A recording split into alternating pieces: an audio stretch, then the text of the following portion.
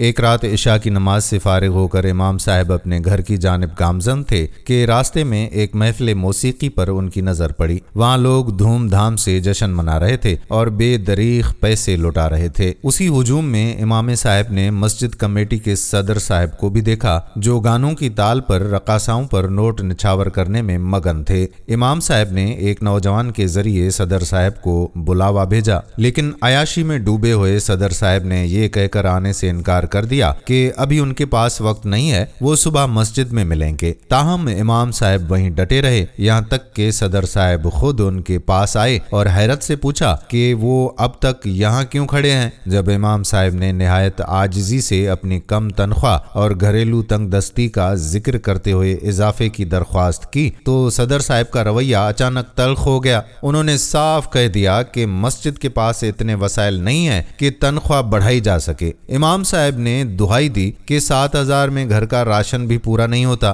مگر صدر صاحب نے بات ٹالتے ہوئے انہیں فجر کے بعد مسجد آنے کا کہہ کر رخصت کر دیا۔ جب امام صاحب گھر پہنچے اور اپنی اہلیہ کو صورتحال بتائی تو وہ غصے سے بھر گئیں۔ انہوں نے حق بجانب ہو کر کہا کہ صدر صاحب کے پاس فضول خرچی اور عیاشی کے لیے تو بہت سرمایہ ہے، لیکن مسجد کے خادم کے لیے ان کی جیب خالی ہے۔ اگلی صبح ہوئی، فجر کے بعد ایک نیا تماشا پیدا ہو گیا۔ صدر صاحب نے مجموعے کے سامنے اعلان کر دیا کہ آج اس امام کے ساتھ ہماری آخری نماز تھی، اب ہم نیا امام مقرر کریں گے۔ جب نمازیوں نے حیرت سے اس کی وجہ پوچھی تو صدر صاحب نے امام صاحب کی تنخواہ بڑھانے والی بات کو ایک جرم کے طور پر پیش کر دیا۔ تبھی ایک باشعور نمازی کھڑا ہوا اور اس نے صدر صاحب کو آئینہ دکھاتے ہوئے پوچھا کہ کیا آج کے دور میں کوئی بھی شخص اتنی قلیل رقم پر کام کر سکتا ہے؟ اگر آپ کو 7,000 میں گزارا کرنے کو کہا جائے تو کیا آپ کر پائیں گے؟ اس سوال نے سب کو سوچنے پر مجبور کر دیا کہ ہم دنیاوی کاموں اور تفریح پر تو لاکھوں خرچ کر دیتے ہیں، مگر دین کی خدمت کرنے والوں کو بنیادی ضروریات کے لیے بھی ترسا دیتے ہیں۔ دوستو، ہمیں یہ سمجھنا ہوگا کہ امام مسجد بھی ایک انسان ہے جس کی اپنی ضروریات اور خاندان ہوتا ہے۔ ہمیں مساجد کی سجاوٹ کے ساتھ ساتھ ان کو آباد کرنے والے ائمہ کرام کی معاشی حالت کا خیال رکھنا پڑے گا۔ یہ ہم سب کی ذمہ داری بھی ہے۔ آپ کیا کہتے ہیں؟ ضرور بتائیے گا۔